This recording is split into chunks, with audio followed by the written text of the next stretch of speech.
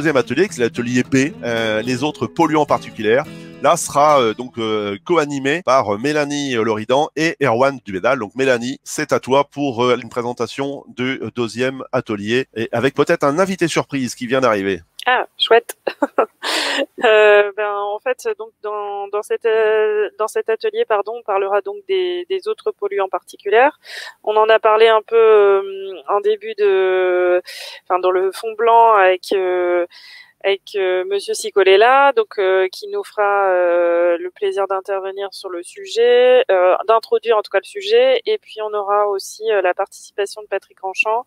Peut-être on abordera la question des silices cristallines, on abordera de manière générale les poussières et l'influence que ça peut avoir sur les conditions de travail, et puis aussi donc les polluants dans le bâtiment, comme on l'a vu tout à l'heure, sur l'impact, les questions à se poser dans la rénovation énergétique, aussi sur ces polluants, quoi. Voilà. Je pense qu'on a un invité surprise, si je dis pas de bêtises. Si on peut nous l'afficher, l'invité surprise. Voilà, bah tiens, justement, on en parlait. Oui, bonjour. Bonjour, Bonjour Patrick. Bonjour à tous. Oui, la silice, oui, depuis le rapport de l'ANSES, c'était une petite bombe depuis quelques années, on l'attendait, puis elle est passée par le rapport de l'ANSES en France, et puis maintenant, c'est parti, quoi.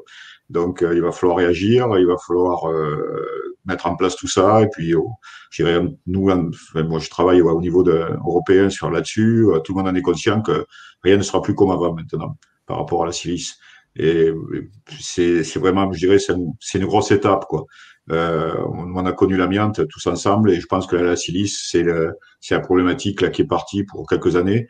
Aux États-Unis, il y a quelques temps, ils ont une approche complètement différente de la nôtre. Pour une fois, ils sont en avance sur nous. Mais en Europe, il va falloir il faut protéger les gens, protéger les travailleurs. Je dirais, c'est le maître mot, quoi. Surtout dans le cadre de la rénovation énergétique, où on va être sur une rénovation plus sur de l'ancien que du neuf, où là, je dirais, c'est encore plus à mettre en avant, quoi. Surtout penser aux travailleurs et à l'environnement, quoi. Mais bon, je vous ferai part de tout ce qui est en place en ce moment à travers en Europe, et comment ça avance, quoi. Alors justement, est-ce que ça avance? Est-ce que depuis le mois de janvier, où normalement c'est rentré en vigueur, est-ce que du coup on sent vraiment une montée en puissance de la formation des compagnons ou pas? Oui. Alors, je te donne un exemple encore, là. Je dirais, il y avait 2 ans, j'avais lancé l'idée d'une commission au sein des fabricants de matériel, au sein d'Evolis. Et tout le monde m'avait un peu me dit, Patrick, tu exagères et tout ça. Et là, c'est parti. Il y a des réunions, je dirais, entre la fédération du bâtiment, et les fabricants de matériel.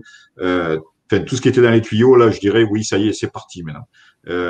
Après, je vois, nous, au niveau européen, avec l'European Demolition Association, c'est pareil, ça y est maintenant, ça y est. Mais c'est vrai que, comme on le disait il y a 2-3 ans, on se battait, puis on avait l'impression d'être face à il n'y avait rien, quoi, des moulins à vent. Et là, maintenant, c'est parti. Et je reconnais que ceux qui ont l'expérience de l'amiante sont les plus à même je dirais, de leur amener quelques conseils et quelques retours d'expérience, quoi. Bah écoute, merci pour ça. Donc à jeudi, hein, on prépare ça, et donc ce sera Mélanie et Erwan que je viens d'apprendre effectivement, il est pas là ce soir, mais il nous a dit ça tombe bien, avant de faire dans l'amiante, je faisais justement dans l'école, et j'ai entendu parler des phtalates aussi, donc je pourrais dire quelque chose sur l'école et les phtalates dans l'école. Donc on aura peut-être une révélation de la part de moments où effectivement Erwan a connu la sanction d'interdiction de mettre des phtalates. Alors certains types de phtalates, hein, mais il pourra faire une intervention là-dessus, ce sera aussi bien. Voilà, merci donc Patrick, merci Mélanie. Alors, polluant particulier, donc avec Mélanie et Erwan Dubédal. Alors avec une petite photo où on a un retrait de grille et puis de meulage de béton. Alors on voit le nuage de poussière. Voilà, on voit le nuage de poussière. Est-ce que c'est la silice cristalline ou pas? Je ne sais pas. Est-ce que les compagnons étaient protégés? Je ne pense pas, puisqu'on les voit de dos, mais je ne pense pas qu'ils étaient protégés, j'en dirai pas plus. On a quelques petites belles photos de meulage en pleine nature, ou bien là sur les pavés, ou bien sur des bordures de trottoir, et y compris bien sûr dans le bâtiment. Et la silice cristalline, c'est essentiellement dans ce moment-là où ça se passe, et quand on va meuler, quand on va vraiment faire des centaines et des millions de particules et de polluants, de particules polluantes, où on a donc un risque très très particulier et très pointu.